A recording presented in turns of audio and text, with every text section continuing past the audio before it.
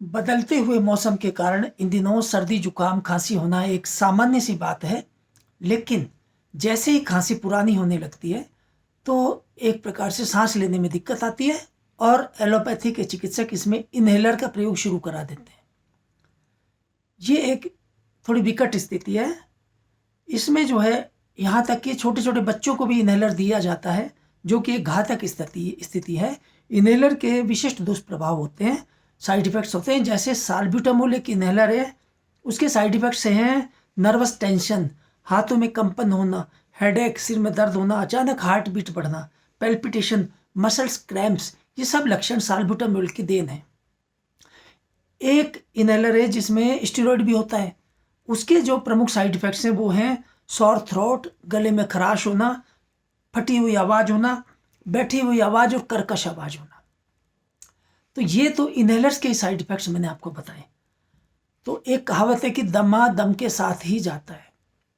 इस पर भी चिंतन कर लेते हैं। मुझे ऐसा कहते हैं, लोक मान्यता है कि दमा दम के साथ ही जाता है। तो यहाँ मैं एक ऐसा नुस्खा आपको सौंपने जा रहा हूँ जिसमें आपको ये इनहेलर की आवश्यकता नहीं रहेगी। बच्चों से लेकर बूढ़ों तक ये नुस्खा प्रभावशाली है।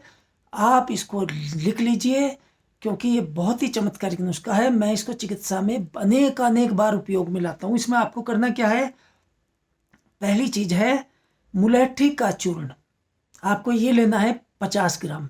मुलट्ठी आप सब जानते हैं, पान में रखते हैं, डालते हैं, खांसी की दवा है मुलट्ठी। पंसारी की आसानी से मिल जाती है। थोड़ी ताज़ा ले लें, पुरानी नहीं होनी चाहिए ज़्यादा। दूसरा है भुना हुआ सुहागा। इसको आयुर्वेदिक भाषा में शुद्ध टंकण कहते हैं। औषधि विक्रेताओं के पास इसी नाम से मिलता है। यह भी आपको 50 ग्राम की मात्रा में आपको लेना है। इन दोनों को अच्छी तरह खरल में घोट पीस लें, बिल्कुल बारीक चूर्ण तैयार कर लें, किसी डिब्बे में सुरक्षित रख लें। अब आपको क्या करना है, आधी से 1 ग्राम की मात्रा में आप इसका सेवन कराएं, शहद के साथ या गर्म पानी के साथ। दिन में 3 बार सेवन कर सकते हैं।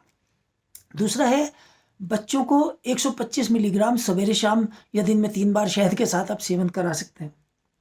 हाँ, गर्भावस्था में यह औषधि थोड़ी निषेध है, उसमें सेवन नहीं कराना है। इससे जो प्रमुख लाभ होने वाले हैं, एक तो वो मैं आपको बता देता हूँ। एक तो फेफड़ों में होने वाले अनेक प्रकार के संक्रमणों से ये बचाव करता है।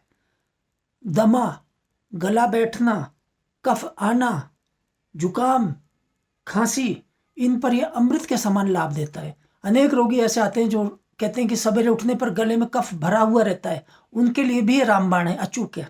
आप इसको करके देख सकते हैं। अब इसमें थोड़ा हमें परहेज रखना चाहिए। निषेध क्या है, इसमें निषेध है दूध और दूध से बने हुए खाद्य पदार्थ, दही, चावल, केला, अनेक प्रकार के कोल्ड ड्रिंक्स, आइसक्रीम, अंडा और अनेक प्रकार के फास्ट फूड, ये सब निषेध हम इसमें रखते हैं। बुजुर्गों ने भी कहा है, कहावत बताई है कि दधी खट्टी पूरी कढ़ी, ठंडी खीर ना खाओ, ठंडा पानी अधिक श्रम, लंबी दूर ना जाओ, कंद शाक विष्टम्बी गुरु, पिष्टान्न नहीं खाओ, कोहड़ा कटहल उड़द आरू, बैंगन दमा बचाओ। अर्थ स्पष्ट है, खट्टी दही नहीं खानी है, पूरी नहीं खानी है, कढ़ी का सेवन नहीं करना और ठंडी खीर का भी सेवन नहीं करना है।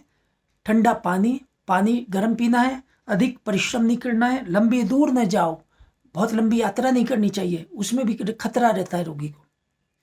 कंद शाक विष्टम्बी गुरु, कंद कहते हैं जमीन के अंदर जो पैदा होते हैं, जैसे आपके मूली, गाजर, आलू, अरबी, इनका सेवन कम करना चाहिए जो लोग दमे से पीड़ित हैं।